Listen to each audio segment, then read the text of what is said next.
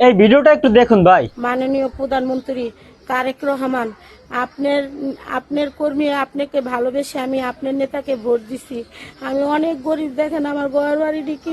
এই মহিলার উপরে ছাত্র দলের কেউ একজন হামলা করেছে বা তার ক্ষয়ক্ষতি করেছে। তিনি তার বিচার না চেয়ে তিনি বিএনপিকে নিয়ে কটূক্ষ করেছেন, বাজে মন্তব্য করেছেন, তারেক রহমানকে নিয়েও বাজে মন্তব্য করেছেন।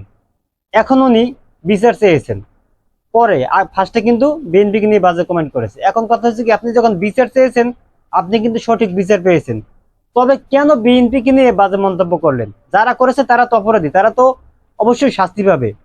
বিএনপি সরকার জনাব তারেক রহমান তিনি কিন্তু এক চুল পরিমাণের অন্যায়কে সাপোর্ট করেন না। তার কথা একদম ক্লিয়ার, ক্লিয়ার মেসেজ আগেই দিয়েছেন, অপরাধী অপরাধীর চোখেই দেখতে হবে, তাই না? অপরাধীকে কোনো দলীয় পরিচয় দেওয়া যাবে না, কোনো দলীয় পরিচয় হতে পারে না। আমরা বাঙালি, আমাদের একটা অভ্যাস, আমরা সাদাকে সাদা বলি না, আমরা সাদাকে বলি কালা আর কালাকে বলি সাদা। এটাই হলো কি আমাদের একটা অভ্যাস। কারণ প্রধানমন্ত্রী জনাব তারেক রহমান বর্তমানে যে সমস্ত পদক্ষেপ নিতে আছেন, প্রত্যেকটা বাংলাদেশের মানুষের জনগণের জন্য, বাংলাদেশের মানুষের জনগণের ভাগ্য পরিবর্তন করার জন্য। তিনি এখন পর্যন্ত কোনো সিদ্ধান্ত নেন নাই যাতে বাংলাদেশের মানুষের ক্ষতি হবে বা ক্ষতি হবার আশঙ্কা রয়েছে, সেই ধরনের সিদ্ধান্ত তিনি পৌঁছেন না। তাই আমরা জনাব তারেক রহমানকে ধন্যবাদ জানাই।